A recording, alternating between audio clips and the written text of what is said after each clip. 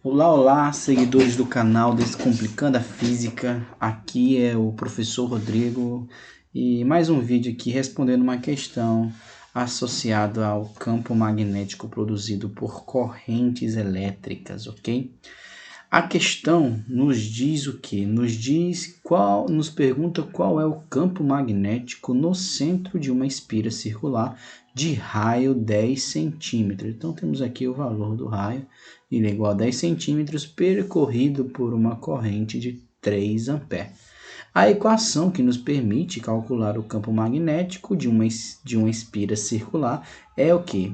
Vetor indução magnética igual a constante de permeabilidade magnética vezes a corrente elétrica dividido por 2 vezes o valor de R, onde I é o valor da corrente elétrica e R é o valor da nossa espira, ok? Primeiramente, vamos aqui tentar entender como é que é o campo magnético de uma espira, né? Um fio retilíneo, né? Um fio ele é bem maleável, então é possível dar vários contornos a esse fio e um dos contornos que ele pode ter é o que? É um de uma espira circular, ok? Então, se eu pegasse o meu fio e transformasse ele em uma espira circular, ele poderia ter um formato similar a esse daqui, ok? Se eu pego por esse meu fio e passo uma corrente elétrica I, essa corrente elétrica em meu fio, o que ela vai gerar pelo que a gente já estudou? Pelo que a gente estudou, toda corrente elétrica gera no seu entorno um campo magnético. E pela regra da mão direita, esse nosso campo magnético ele vai ter esse formato circular aqui, ó, em todos os pontos.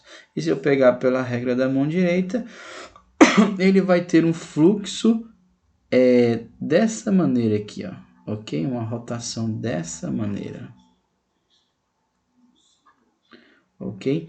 E isso aqui vai preencher todo o espaço, ok? E vai haver um ponto do qual esse meu campo magnético ele vai se intensificar. O ponto onde esse meu campo magnético vai se intensificar é no centro da minha espira. Então, bem aqui no centro de minha espira, eu vou ter o ponto onde meu campo magnético ele vai ter a maior intensidade. E aqui onde marca o centro, está a uma distância do meu fio, que é o valor do meu raio R, ok? Então, o valor do meu raio R está associado ao centro dessa espira.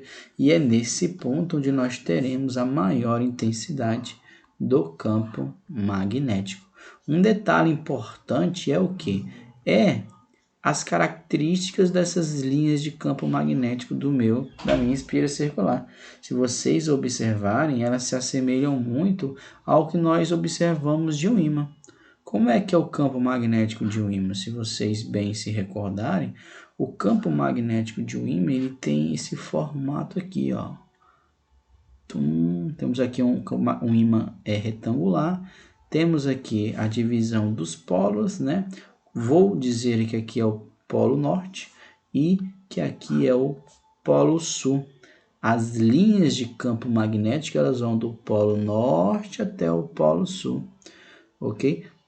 Tendo mais ou menos esse formato aqui, ok? Como é que ficam as setas? As setas no polo norte elas estão saindo do polo e as setas no polo sul estão entrando em direção ao polo. Ah, professor, então se eu observar uma espira circular, ela tem um comportamento similar à de um ímã. Sim, a partir de uma espira circular, eu tenho ali as primeiras características de um eletroímã, que é o que? Possuir polos magnéticos. Na parte onde as linhas de campo estão saindo, representa o polo norte dessa minha espira. Na parte onde as linhas de campo estão entrando, representa o polo sul desse meu eletroímã. Ok? Então, isso aqui é a parte conceitual bem importante para que nós possamos entender como é que é o campo magnético em uma espira circular. Sabendo disso, agora como é que eu vou calcular esse meu campo magnético? Lembrando que esse campo magnético vai ser calculado no centro, pois é o ponto onde há a maior intensidade desse meu campo magnético. Eu vou primeiramente precisar retirar meus dados, né? Quais são os dados da minha questão? A questão nos diz que o valor do raio R ele é igual a 10 centímetros, ok? E nos diz que o valor da corrente elétrica I é igual a 3 amperes. A questão, se não me dá mais ou menos o local onde ela se encontra, essa minha situação, problema, então significa que é no vácuo. Então, a constante de permeabilidade no vácuo ela é igual a 4π vezes 10 elevado a menos 7 Tesla vezes metro dividido por ampere. E esses são os dados que a questão me fornece. Observe que aqui o meu raio é dado em centímetros, então assim como na questão anterior, que foi necessário fazer uma conversão, aqui também é. Aqui ó, eu tenho que regrinha de 3.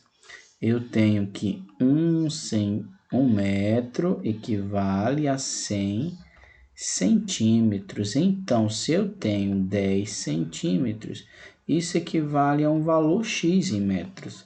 Pela regrinha de 3, isso significa o quê? Significa que x vezes 100 é 100x, isso é igual a 10 vezes 1, que é 10. Então, x é igual a 10 dividido por 100. 10 dividido por 100 é igual a 0,1. Então, eu tenho que 10 centímetros é igual a 0,1 metros ou igual a 1 vezes 10 elevado a menos 1, que seria em termos de notação científica. E vai ser esse valor que nós iremos utilizar aqui, ok? 10 centímetros é igual a 1 vezes 10 elevado a menos 1 metro. Sabendo disso, agora vamos tentar calcular o nosso campo magnético. Como é que é a nossa fórmula? Nossa fórmula diz que o vetor indução magnética é igual a μ0 vezes I dividido por 2R, ok? Repare que em relação ao fio retilíneo, o valor de π ele é excluído da nossa equação. Existe uma pequena diferença aqui. μ0 é 4π vezes 10 elevado a menos 7 e o valor de I é igual a 3. Isso tudo dividido por 2 vezes o raio, que é 1 vezes 10 elevado a menos 1. Sempre lembre que notação científica opera com notação científica e os numerais operam com os numerais. Então, nós temos o que aqui? 4 vezes 3 é igual a 12. O π continua, pois não tem como eu simplificar nessa questão, vezes a notação científica, que a notação científica só opera com notação científica.